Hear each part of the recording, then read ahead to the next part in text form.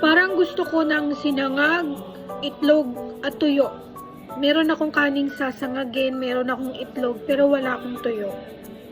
Ganito yung ginagawa ko pag gusto ko ng tuyo, pero wala akong tuyo. Ito ang ginagamit kong tuyo. Niluluto ko parang tuyo. Pakita ko kung paano para hindi maamoy at kahit papaano makaraos yung craving sa tuyo. Lutuin muna natin ang itlog.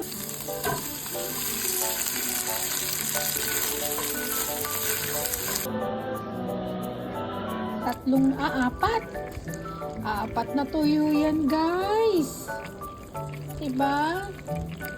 Para hindi umamoy, takpan natin. Ibubuksan lang natin kapag i-flip na. Na-flip na natin yan at medyo umamoy na sa bahay. Pero at least hindi kasing amoy kung talagang tuyo yan. Luto na ang tuyo!